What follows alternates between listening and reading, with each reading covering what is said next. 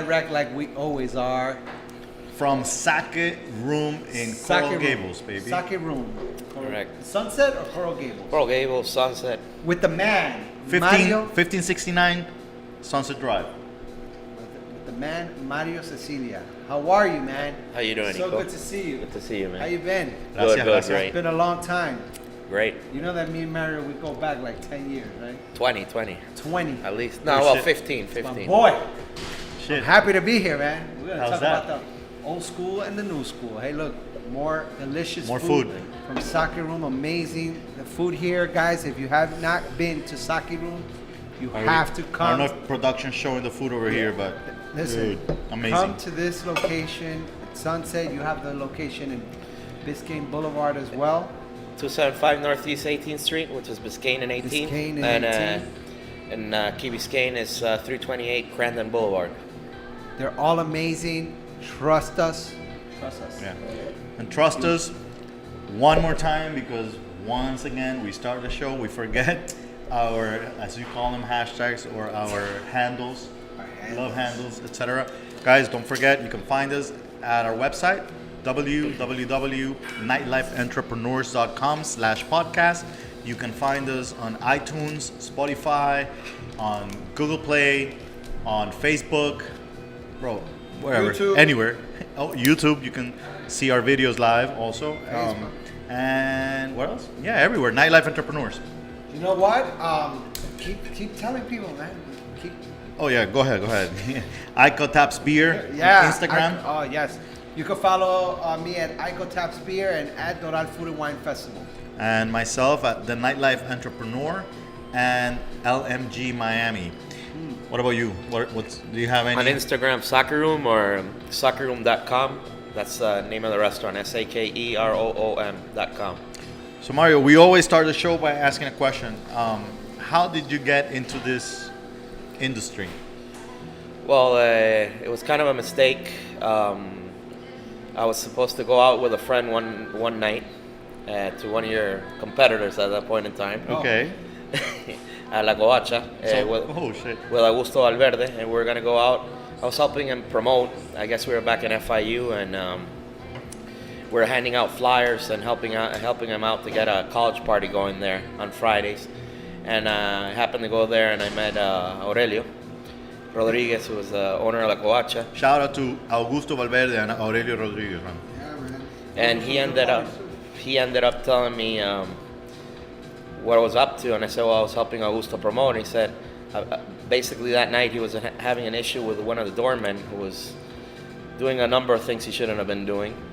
And he proceeded to tell me to come by the next week to talk to him, and I had no idea why he wanted to talk to me.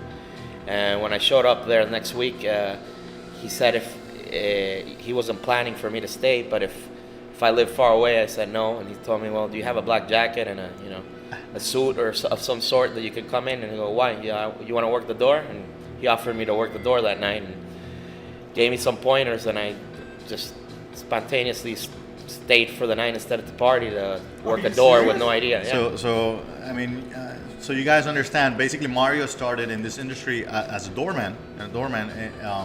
Like you said, mentioned that at that party at the beginning, he worked with us actually for a while in different venues. He helped us out. It was something that I think he enjoyed doing more than having to do in a way. Hey, but how did they identify? Like, did you speak to anyone about working in the nightlife or anything like that, or it was just something that they knew you? Knew your persona. Was it your good looks? Yeah. My Personality. faded Yeah. goodbye looks.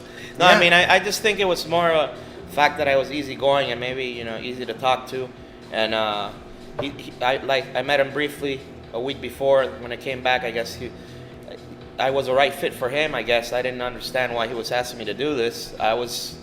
He definitely saw something. I was a bit more shy back then and not that outgoing, and to an extent, but I was easygoing on talking to people when I got comfortable.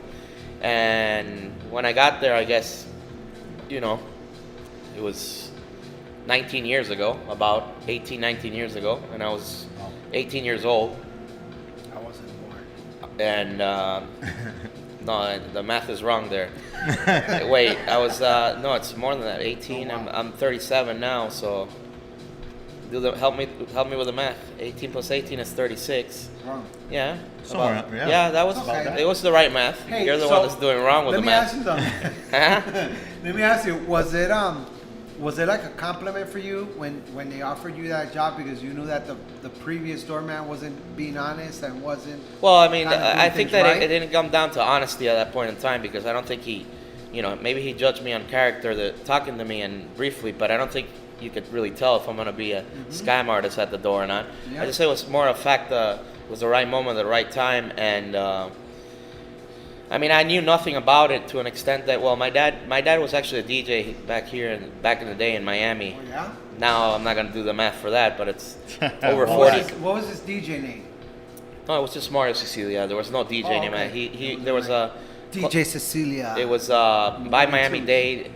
I think the Mix and the Climax were a couple of the clubs where he used to work at DJing, and he was he mostly played disco music and dance music back in the day, and Good music. Yeah, he tried to stay away from the rock because I do have instances where he told me that a couple of the guys from Led Zeppelin would even show up and Oh, yeah? do some hit their guitar in there for a while and drive people nuts, and that wasn't really what he was into. But I mean, and then I had gone to a couple nightclubs with my mom and dad because they had some of the friends back in the day still working as a doorman actually in Opium when it used to be Mojito.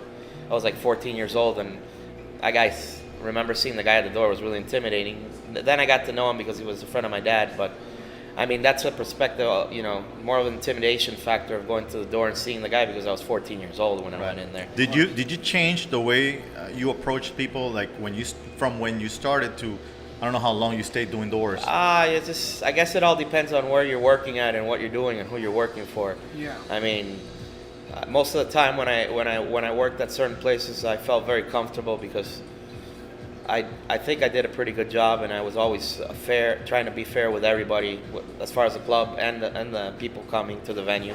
Talk to us about your challenges working the door. Challenges is just basically when there's a huge crowd out there and everybody wants to get in within 5 minutes, and by far in your head, these people are looking to wait at least an hour and a half if they're going to make it in the club. Wow. Because working Right. with these guys, we worked more than a few great venues, and How do you deal with the situation of name dropping?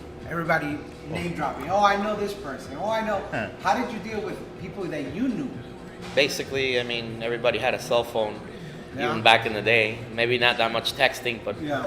call them, make them come to the door. If they're willing to come to the door and recognize you and tell Right. me to let them in, I'll take care of you. If not, it's just gonna be. Sorry. Something Yeah. people ask me all the time is there a trick to get through the door faster? Not. Can we use curse words here? Of course. Not Hell being yeah. an asshole, mainly. Okay. Mainly just Yeah. being humble. In particular with me, a lot of people that were humble, or I gave an opportunity to a lot of people that maybe were more on the humble side than not on the humble. If you were an asshole, you were basically not gonna get in unless Right. Okay, so that's a tip, all right? When you walk into the club and you get to the door, try to be really nice to that doorman. Change your asshole face. Is it like an ego thing though? It's not. It's Some probably- people, even whoever it is, male, female, they just Yeah. come in with with that I'm gonna come in attitude. with a and- power trip, and Yeah. I'm gonna, and that's not really what a doorman will probably. I mean, I'm a human being. I'm standing there. I'll probably be nicer if you're nice to me, And course. if, Right. don't touch me. Don't grab me because I don't touch you. I don't grab you either. I mean, to Right. grab your attention, it's just stand a few minutes, and I know gradually who was there. I pretty good at keeping count who got there first, who didn't, who I should let in, who I shouldn't let in. What about the opposite? What's the one thing somebody should not, like for sure, like, okay, these people are not gonna get in. There's no way. Well, I guess first thing would be grabbing me or touching me. Okay. Second thing, being shit-faced and incapacitated to go into the club because I mean, there's sometimes certain people just gonna be a All right, mess. so let me ask you a question. If somebody is being that asshole and that shit face and all those negative things, but decides to come back and tip, where is that balance? I don't think there's not really much balance with me. I mean, you worked with me for a long time. I mean, that's why I was at your door, because there was honesty and there was tipping or no tipping. It didn't make a difference for me. I didn't really like tips at the door sometimes because it just makes everything look awkward and bad, So one thing is if you say you're going to take care of me and you pay your entrance and then handshake, you pass the line, pass when you pay your cover charge, because you got to understand these guys are working their ass off and all week long they got that place packed, and then if they're giving me the responsibility and the trust more than the responsibility not to be screwing them over, this doesn't look good when there's any type of transaction to the doorman at the door. Yeah, some people will be slick about it, give me handshakes. If there's $100 bill there, I mean, it's gonna be hard for me not to take care of that. So fella. for those of you that don't understand what we're talking about, there we're what he's talking about is when people get to the club, the first person you see is a doorman. If they don't want to let you in, they don't want to let you in. A lot of people think, okay, I'm gonna tip this person, and actually a lot of doormen do take the tips, and they don't really, not everybody watches out for the promoter or the club, depending on who's the one that has the door, whoever owns the door, it could be a different person. But when we are looking for a doorman, we look for somebody who actually takes care of us, right? And who's gonna be honest? And honest. Yeah. And one of the things is we don't mind tips, exactly how you mentioned. The idea is for them to make a little more money than what we can afford, but bringing, making the people pay their cover, Yeah, but let helping me them tell out you in a something. different way. I think it's actually also very classy when a doorman doesn't accept that tip and kind of like follows that protocol. It says a lot about the person. It says a lot about the person, and it says a lot about the place. So that's Yeah. that's a great thing that I'm sure other venues took. They viewed that and they said, hey man, this guy, we need this guy at our place because he's not shady. He's really honest and he makes our place look good. Look Correct. good. So that's a great thing. Have you ever been? Is there anyone that you've ever come across at your door that you were happy to see, like a celebrity, a fan, or baseball? I don't know, anyone that you were kind of like, oh wow, I had the pleasure of meeting this person, came to the club. Yeah, I mean, obviously there was, a lot. One day, I mean, somebody that slipped by me and I didn't even recognize because it was security okayed it, and it was like Drew Barrymore at the Icon at Club 50. I'd say one of the best parties I ever worked at. It was definitely top 2 or 3, if not the best. I mean, Wow. And she walked by me and I didn't even recognize her. But I mean, there's sometimes that. I mean, obviously, if a big star shows up, it's going to be good for the club and the venue and the promoter to have that individual. So obviously, you're going to take care of your VIPs. They're going to walk through. Getting back before I forget, I mean, just anybody considering the spot.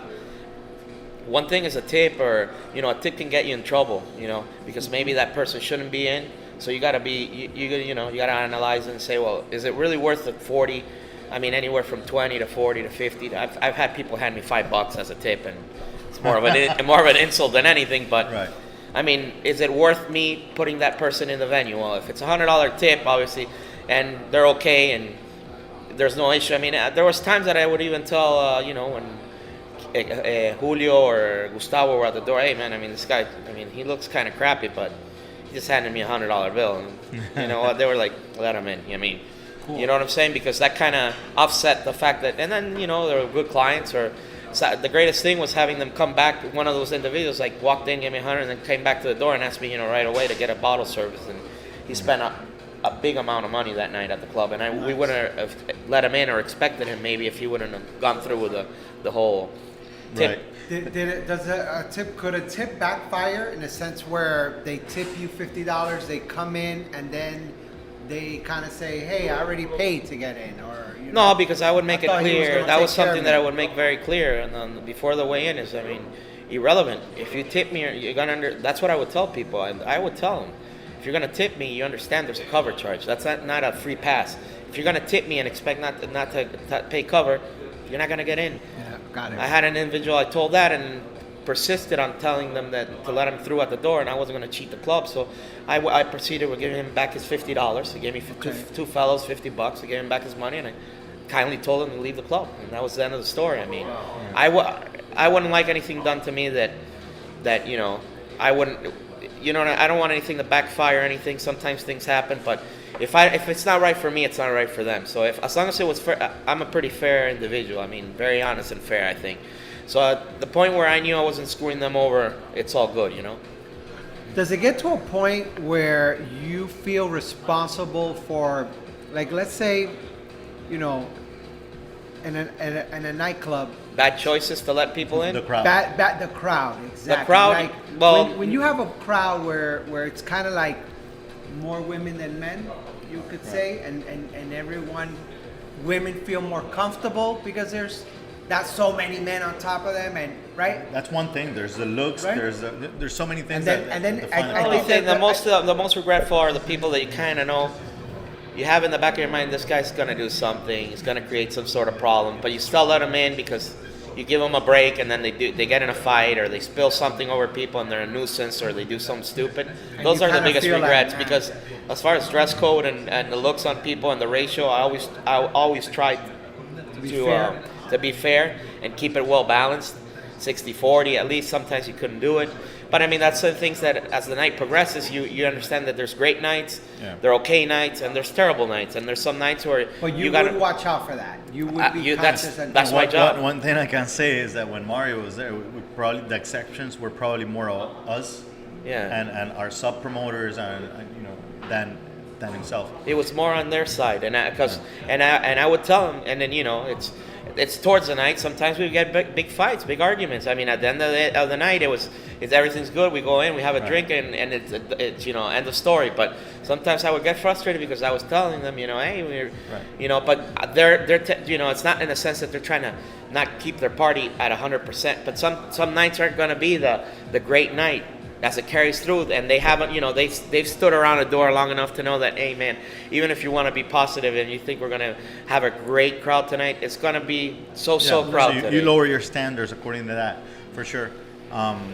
Cool. But So when you go out, do Yeah. you feel when you see a doorman? Do you feel ready to go? I got this. Like I already know how to talk. Is there a language? No, because I mean that you're getting my perspective. There's a lot of doormen that are just jerks, you know. Yeah. Right now I'm 37 years old. I'm not as fit as I used to. I'm a bit older, and I showed up to a club the other day, and I actually went up to the guy. I didn't want to wait in line, so I kind of cut my corners. Went in. That you understand. You can't wait behind everybody and expect people not to move out of your way. You got to be aggressive. Get towards the front of the door. Once I got there, I told people, please stop doing that. For some reason, you guys get to the club, you stand behind, you stand there and wait for somebody to come to you. It's not gonna happen. That's a tip. You gotta go to the doorman, speak. Speak. Okay. So I happened to work at that venue 3-4 years ago, and I don't recognize most of anybody in there. But I got to the door, and the guy, I kind of explained, look, I worked here. I was a doorman at this club. I'm a bit older. I'm really not gonna mess around with the nuisance and all the kids and all. All I want to go is inside. I have a friend. It's a birthday. If you say no, I'm just gonna split. I'm not gonna deal with it because I Yeah. dealt with it enough on the Exactly. other side. So I go, I mean, and I know that you're probably the doorman. Right away he went, I'm not the doorman. I'm the manager. Well, that's irrelevant for me because you're at the door, you know. But right away we started off on the wrong foot. I used to work here, and my position as a doorman was a lot better paid and a lot more. I had more responsibilities than the manager that they had inside, which was a clown to my Wow. expectation.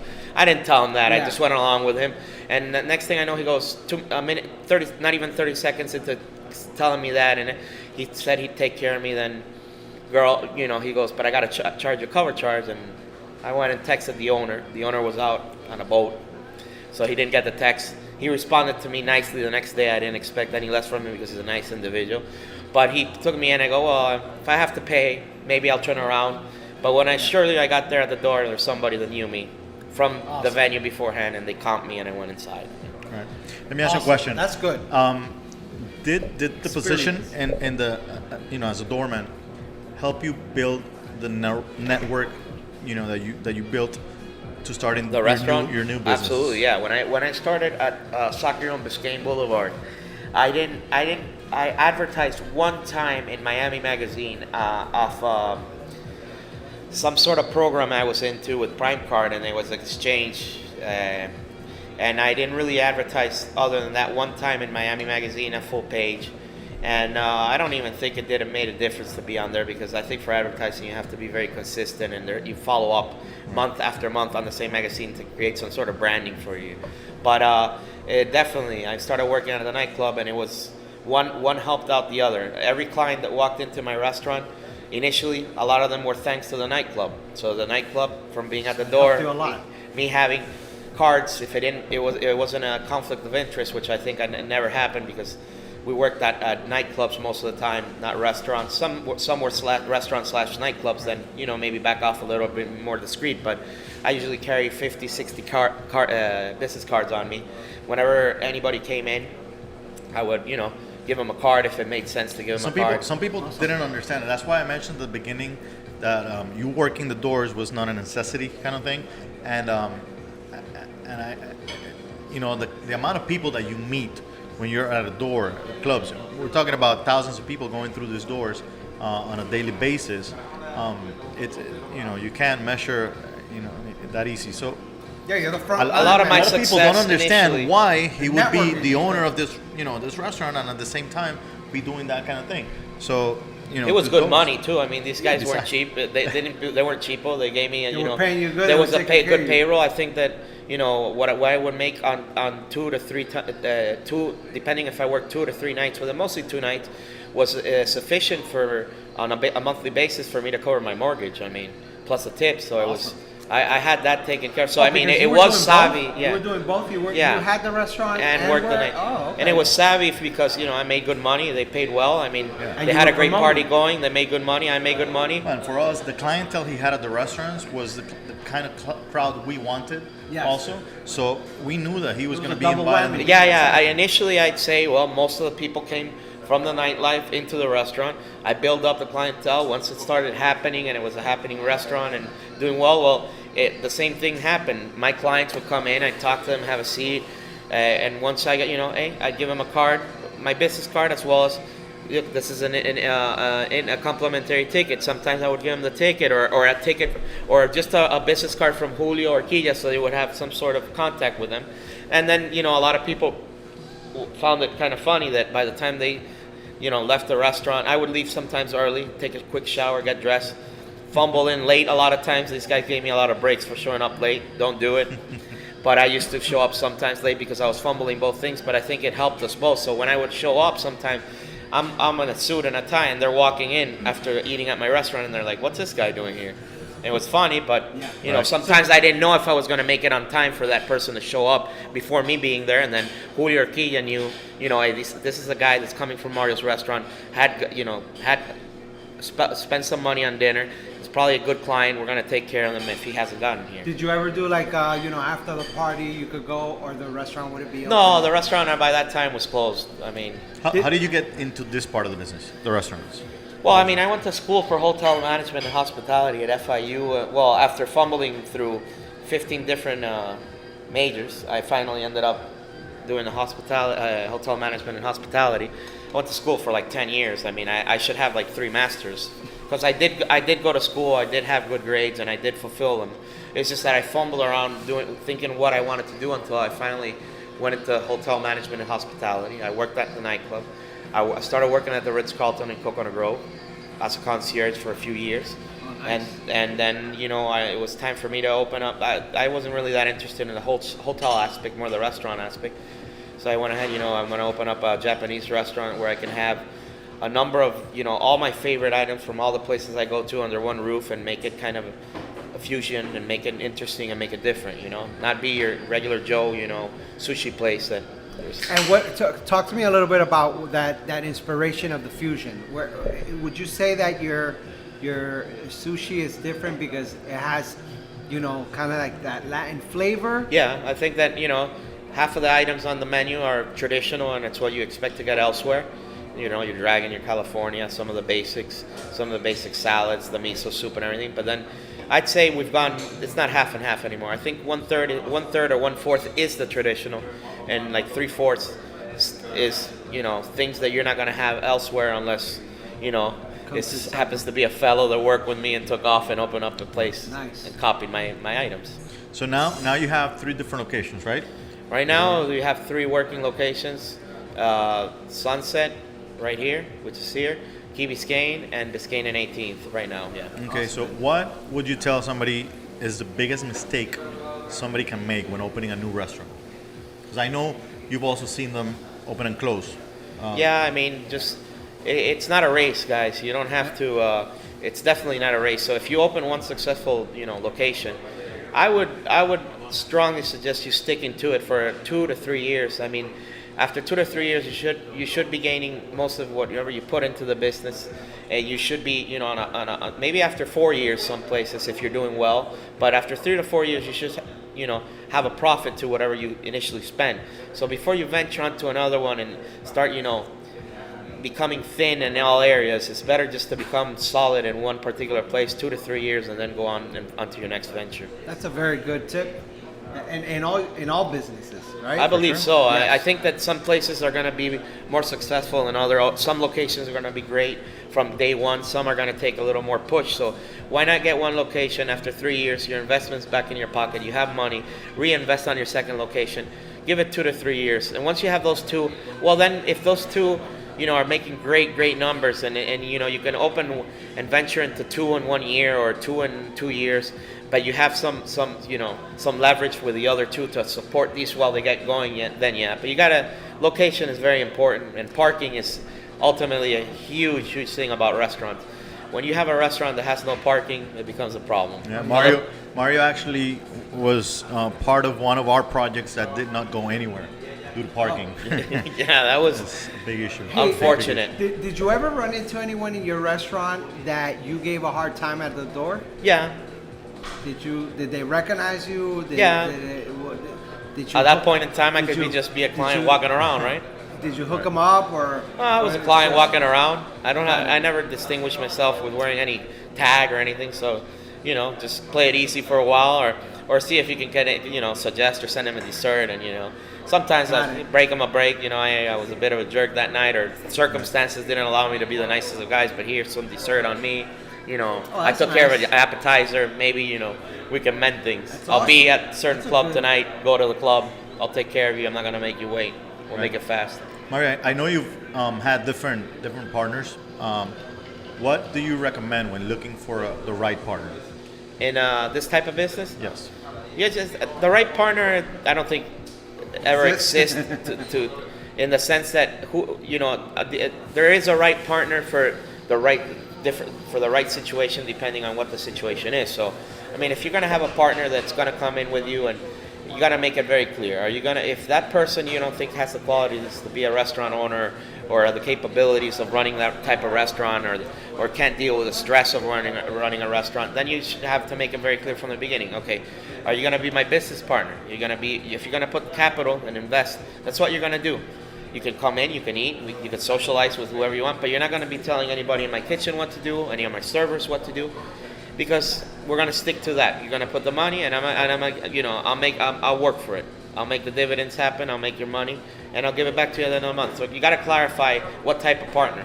I mean, I have type of partners that have put the money in, and they're still great at at the hospitality industry. They can carry their own weight, and they come in and they help out, and some of them are managers with me, but it depends on what you're doing and what location. But just you have to set everything at the beginning. I mean, what type of partner you're going to be Yeah, right, because the passion, I think it's important. Some people have passion and love the restaurant business until they get into it. Exactly. So you gotta just be honest and be, what type of partner are you going to be? Are we going to be partners to the point where you're going to be a manager one shift and I'm going to be the manager a different shift? And are we going to rotate? And are we going to be, make it clear? And if that person doesn't have those qualities and has the money, then you have two options. You can either be very honest and blunt about it and tell them, we can make it happen, but I got to run the show completely. And you look out from the outside as a patron. Consider yourself a patron while you're at the restaurant, except you're not going to pay maybe, or you have to, walk away and let the deal not happen, because down the path, it's just gonna hurt. So the tip is kind of like, if you're gonna come into the restaurant business and you find a partner, one of your first tips is be sure to have the right partner and be very clear. Put all the cards on the table. All the cards on the table and all the papers on the tables and the pens. I think that when it comes down to, to doing any type of business, you know, the best thing to do is put it on paper. The American way. Just take out a piece of paper, write everything down, make everything clear, give it. Don't sign then and there and give a handshake and it's good to go. Even though there's, you know, give it after you have everything jotted down and everything. Now, during the process, not once, not twice, maybe it takes 5 more times of sitting down. Keep on writing on that paper. Yeah. Keep on clarifying things. Oh, we went to buy out the floor for the restaurant, but this happened, and you didn't like what happened in that circumstances because they wanted it to be a gray wall and you wanted it to be white. Understand? Who's going to make the choices? Make it clear so that everything is in there. So once it's built out and made, everything's on paper, and then take it to a lawyer. Have it signed, and it's the right way to do things. So talking about partnerships, what's the worst thing that's happened to you, or that you think could happen when it comes to partners? Well, financially, there could be problems when people aren't straightforward and honest, maybe of funding the project or where the funding is. Once you have it on that paper and they don't fulfill that, maybe funding is going to be one of the things that's going to scare you the most, because even if the person is hard-headed or anything, some other things you can work out, but if the money isn't there, I think at the end of the day, it's a business. Business doesn't run without money. No money, no business. Yeah. Nobody's happy. So I think funding... Don't ever listen to the words, money's not an issue for me. You know? You hear that all the time. When you hear that from people, I think it's... It's definitely an issue. See, this is the thing. If I lend somebody money, I usually don't bother them for the money until they come around and give me the money. When you lend somebody somebody lends you, even if it's $20, and they're calling you telling you before they're leaving when they're gonna pay. Usually, that person that's asking you when they're gonna pay, is the person that will never pay when you lend them. And in this case, the worry about funding is usually what somebody that you're gonna have to worry about funding is gonna tell you, because it's nonchalant. That's why they say it. Because they don't care. Yeah. Right. No, that's very good. And what do you miss? When did you decide to stop doing the door? Well, just the fact that do you remember your last door night? Yeah. You do? You remember the last night that you just said, you know what? Was there Jaeger involved? No Jaeger. It was actually a quiet night. Yeah. It was at you heard it with Julio and Quilla. Oh yeah? Yeah. Was it like a night that you just, I don't know, you heard your It knees was a snap night that and wasn't you good for any of us, because we were getting kind of screwed over by the club. Oh, okay. Payments weren't coming in.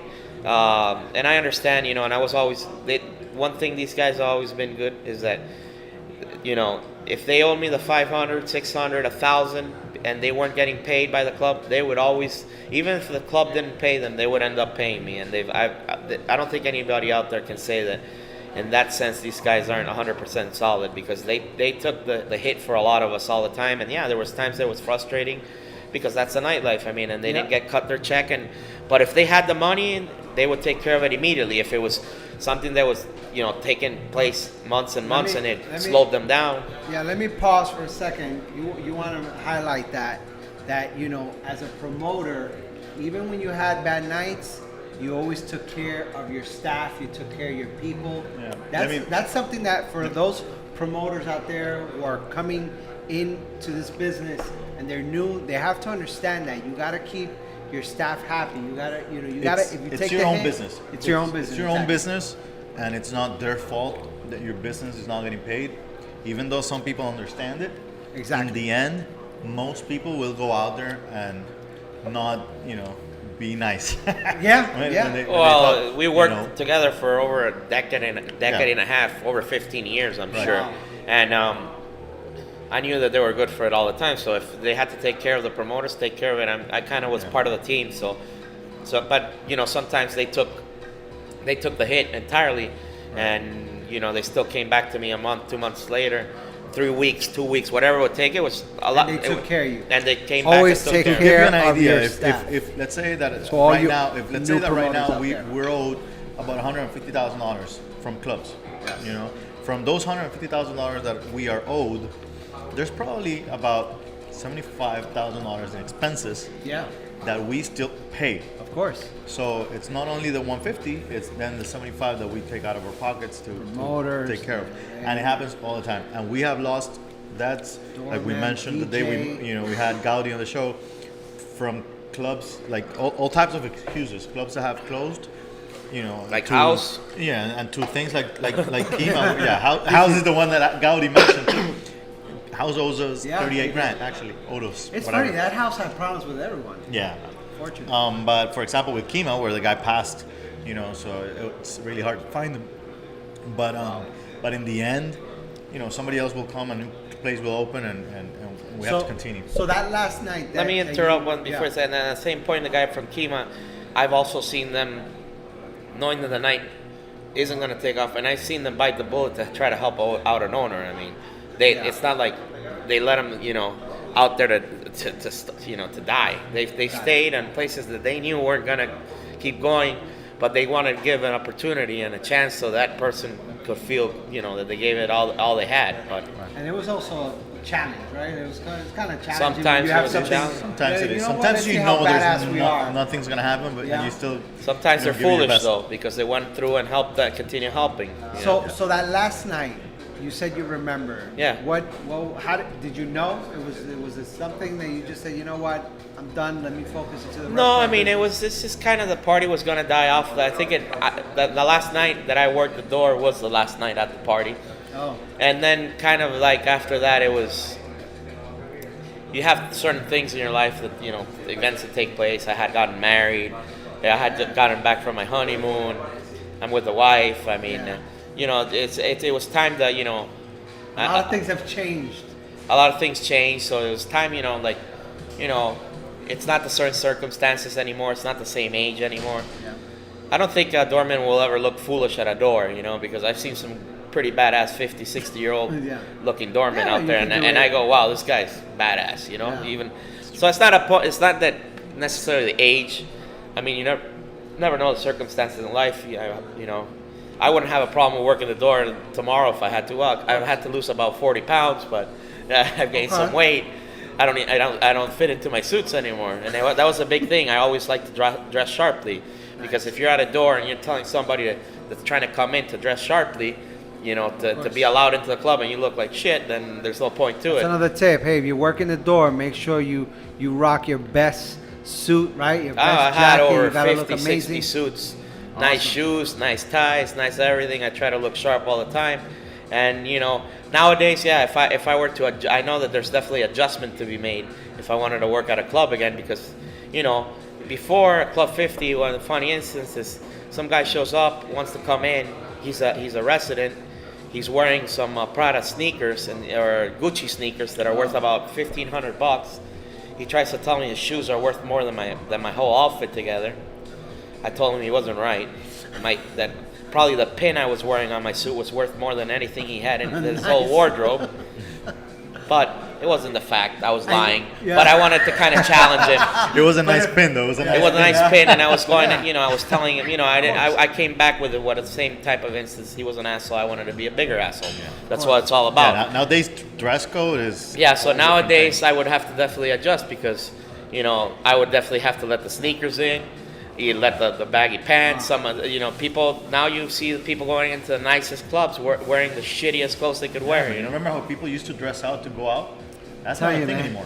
That's one thing I Now- always now- think about when I think about if I ever were to go back and work at a door, was adjusting to my standards, not necessarily lowering them, because there's no more standards. People have just Yeah, decided everybody to dress just like comes crap nowadays. Yeah, it's weird. That's incredible. I guess The shittier people are they just- look, and the shittier and more informal they are, No, and sometimes it's the easiest way to and- get and- in. Well, sometimes also it could look bad, but maybe they feel that they're allowed to wear it because it's expensive. You know what I mean? Like the Gucci sneakers.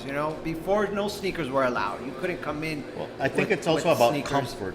Yeah. This generation's more into comfort than the whole I'm wearing this and that. It's just the way it used to be and the way it is now. It's different. Period. Yeah, everything. So like you said, we not only him, we have to adjust in general. Yes. Everybody. Hey, but that's a good thing that you just mentioned, that you could be a doorman at any age. So for our viewers out there, also our listeners, that just as we invite you to become part of the nightlife as a promoter, as a DJ, and those who I would assume, like, Hey, my DJ is 55. if you want to be at the door, you have to have the hospitality mentality, and you want to be that person that talks to people and kind of networks, right? Crack a joke every once in a while. Exactly. To break the ice. So that, just know out there, party people, that you could come in to this industry at whatever age. You're totally invited, and you just have to adjust. Sometimes you it's do an have to advantage adjust to be a little older because people are gonna look up to you as more of a, as an older person. You're just gonna have more respect towards you. It might make it more experience and more respect towards you when they walk.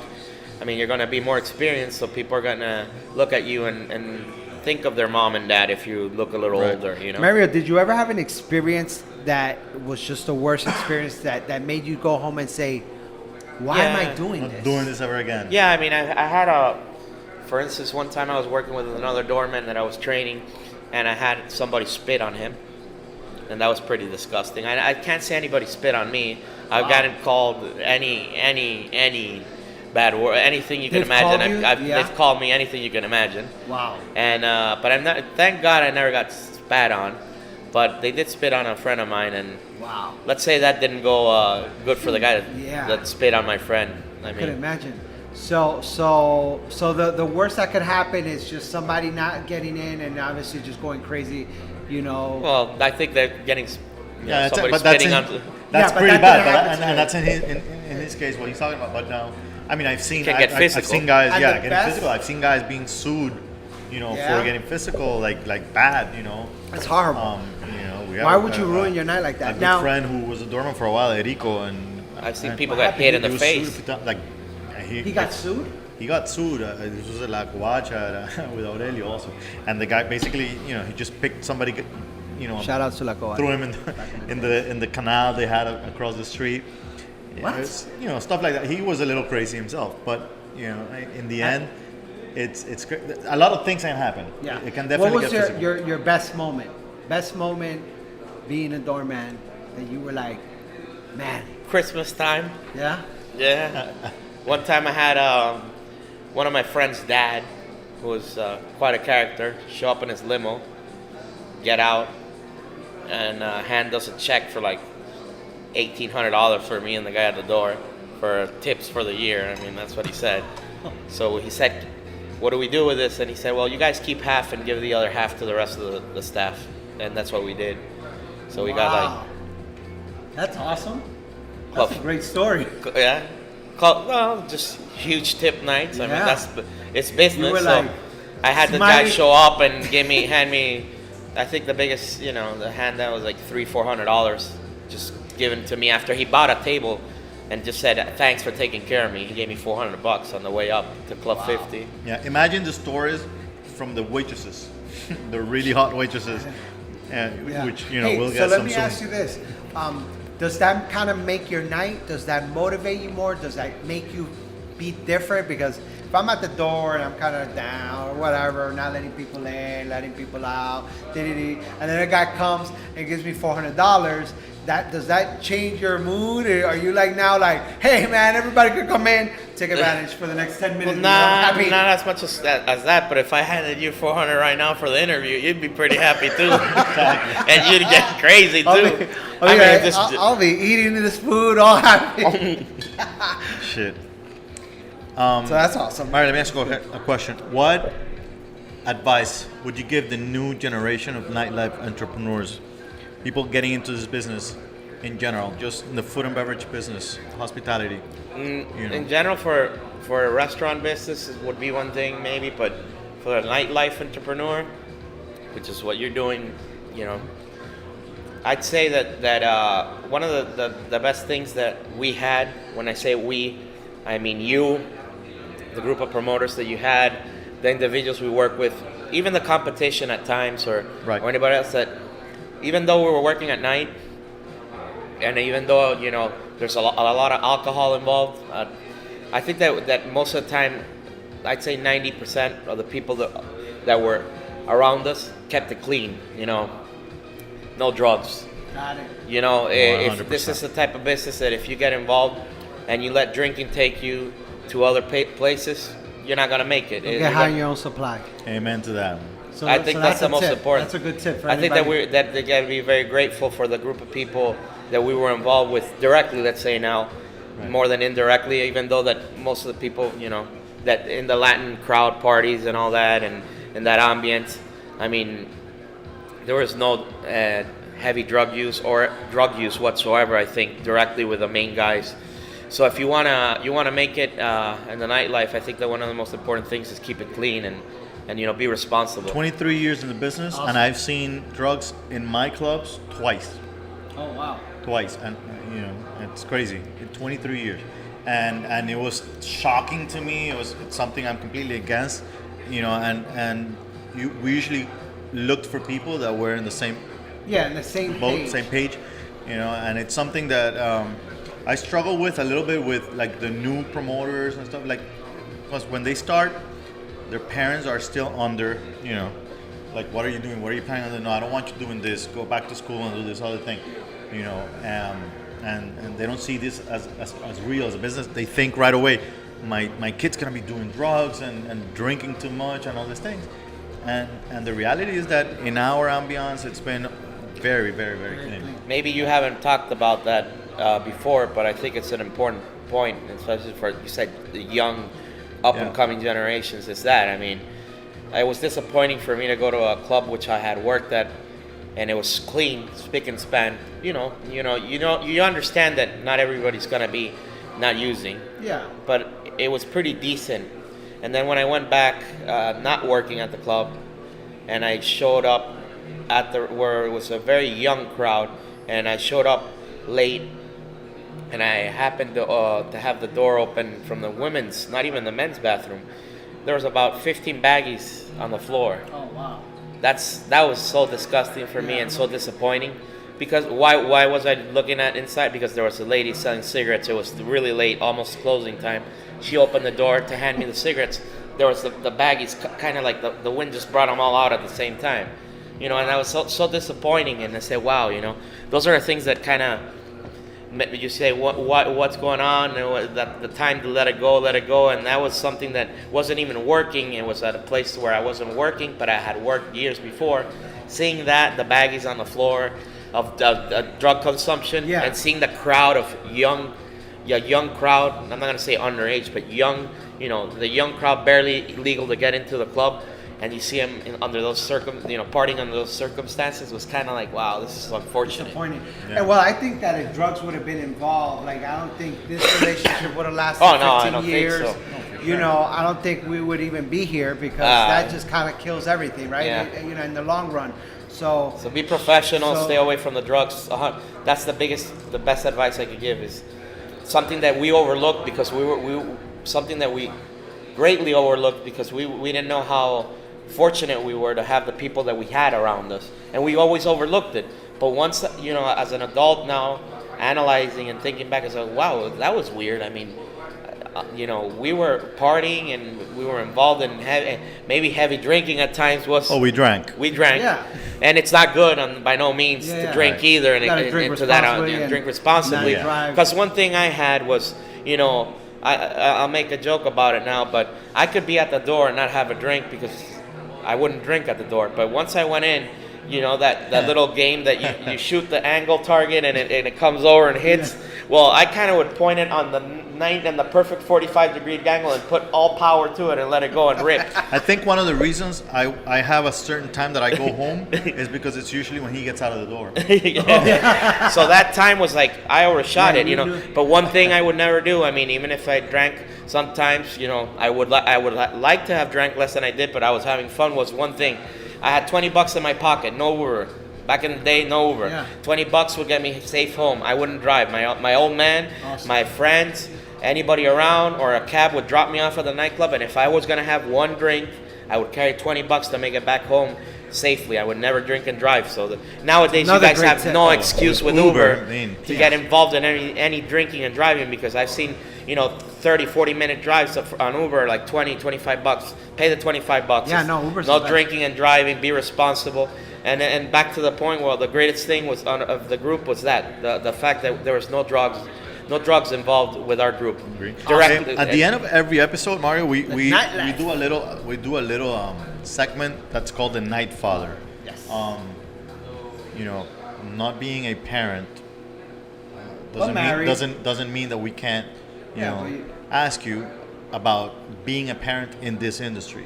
How do you see that? Like, do you see it possible? Do you see it, is it not possible? What are your thoughts on Or that? how do you feel being married? Oh, I'm married. I'm married, and I had as my stepson while I was working, and things changed because Yes.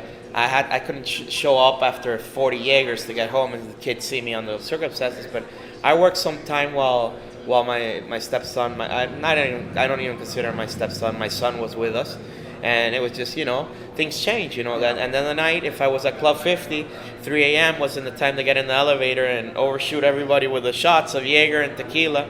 It was time to go home. Exactly. Maybe go off for 5 minutes, say hi to the guys, have one drink, a beer, smoke a cigarette, get back into my and go downstairs and leave. So it you does could change. be. It does give you that kind of like Yeah, you have that to have. responsibility I mean, as in conscious. general in life, when you have a kid, or you're responsible for any young adult or children, things are gonna have to be moderated and changed. That doesn't mean you can't do it. Yeah. There's plenty of bartenders and promoters and stuff that have children, and they know how to fit it in their schedule in a way that they can make things right and make them work for everybody that's involved in the family. What's the latest that these restaurants are open? So- Yeah, restaurants are usually open till 11 or midnight. So, I mean, my schedule is kind of a afternoon-based schedule, noon to Okay. midnight. But Okay. I think you can obviously. It's the same thing as being a waiter. I mean, if you're a cocktail waitress or a bartender or work at the door or the lady that charges at the door, you can still have your family and fit it in, as long as you're responsible and know how to, manage your time wisely. I mean, is it the most ideal job? Well, I'm not that type of person to say that it's not ideal or ideal. I think it's depending on the circumstances and what's going on, you could definitely do it. Awesome, man. Mario's been very informative. I love it. I love this interview. He's giving us. Listen, anyone who's thinking about working the door, being the Mac Daddy, you've heard it from the best, because he not only has a lot of experience, but you see how he's taking his network to another level now, Really? and you in some sort of way you're still kind of attending to those people that used to meet you at the door. Now you're just doing it in another level with your incredible food, because I think Amazing. your sushi Amazing food. is one of the best in Miami. Yes. So we're really happy. You know what? about this He thing. mentioned something regarding the age, of the doorman. The fact that it doesn't matter how old a doorman can be. And I was just thinking about it, and what I don't recall is like very young ones. You know what I mean? Like young. Like I was a young doorman. Like you started very early. I was and 17, 18 years old. So you kind of you had a doorman career in a way. Yeah. But it's hard to find young. There has to be a little experience in order to be in that position. When you go to to other cities, right? Like you go to New York. Like I remember doormans in New York when it's like below zero, and they're at the door, and man, it's they're covered up, but they're there all night long till 5 a.m. and it's tough. It's tough. crazy. I mean, you obviously don't have below the zero weather here, Yeah. but I mean, there was hot days. The good thing there were about some hot days- really cold days in Miami were back some in the day cold too, days. and you got to stand out there when everybody's inside having fun and having drinks. But I made it a night. I had fun outside. I don't have no regrets. It's made me who I am. It's molded me into becoming who I am, and I think I have no regrets about being at the door at a club. I mean, it was fantastic. Are you planning on opening more restaurants? Yeah, I mean, hopefully we'll get a couple more restaurants going within the next couple of years. I wish I could open up a nightclub. I don't know if that's gonna ever happen, but that's something, or a bar, something more towards the drinking. Well, we got some stuff to offer you later on. All right. And like I said, the That's age real age estate. for the doors, I don't think really mattered. Two of the most emblematic doormen was Massimo from the beach. That guy he's probably in his 60s now, but was in his 40s, 50s when he was doing the door, and he was badass. And then you had I don't know his name, the guy at Bash, the little Italian guy with the huge tie all the time, who was quite a character. That's awesome. Yeah. And you got, I work with, another thing, I work with a great number of guys, like Shota was one of the last guys, Perry who was also These are all door guys? all yeah. That's awesome. Perry, Shota, who Very else? well dressed guys. And you guys all knew each other and Yeah. kind of like all. It was Perry, each Shota, other's then the stories. latest, and then I mean, a lot of great guys, you know. So, and they're still around and they're still doing great, and some of them have ventured into other things, but you know, it was great working along with those guys. I even worked with Davide, who works at the Wall now. Oh, We worked nice. at a couple places together, and you know, sometimes that was the funnest nights as a doorman was. On the contrary, to some people might think it's a pain in the butt or not, was working alongside with another doorman. Oh, yeah, when you of had course. two guys working one door, that Yeah. was the best. That's Right. when you had the most fun. You know? Yeah, I can imagine those stories. Oh yeah. Talking to each other. You for sure. placing bets. Oh yeah. I remember coming let up him to in, one. we don't let I him remember in. coming up to Ricky, one of our doormen, and saying, "Bro, that girl's super hot. Why the hell is she not inside?" I'm like, "Exactly, because she's super hot." What do you mean? I want her there. I want to see her. Yeah. You know, she's Let not her in. getting in. I'm just gonna take He's a like, look. no, I want her to suffer. Exactly. I want her to remember my name. Yeah. That's so, awesome. So guys, we're very thankful to Yes. have Mario here today. We are even more thankful for the food. I'm sorry, man. I Um, kind of ate like all year. It's all good. It's all good. We're not going anywhere. And remember, man, just don't tip $5. Don't tip $5. Don't take $5. Yeah, man. You know, I got 3 once, You got 3? Yeah. Oh, no, come That's- on. Be a good and I was tipper. excited because So did that person they get were- through? You got through, but it was slick because they put the 3 and they wrapped it up in a bunch, and I go, wow, I got $60 here working on 60. When I got it was $3. I was, wow, this guy's such a cheap ass. All right. Hey, who we have next week? Next week Oh. we have a girl. Man. The bouncer. First Oh, no. girl. Not the first. bouncer. No. Oh, Next first week. female in the is nightlife? First female in the nightlife Wow. entrepreneurs podcast. So you guys watch out. Tune in. Tune in. Definitely. Yes. Again, Mario at Sagi Room. Yeah. And sagaroom.com, nightlifeentrepreneurs.com/podcast. Iko Spear at the Raw Food and Wine Festival. The Nightlife Hey. Entrepreneur at LMG Miami. Ask for And Cusqueña. remember, Cusqueña, iTunes, Kenya. As for Cusqueña. Spotify. we will- Yeah. iTunes, Spotify, Dude, I can't drink Facebook. anymore. What else? All those things. YouTube. Edit. Find us, We Nightlife love you. Entrepreneurs. See you next week. See you next week.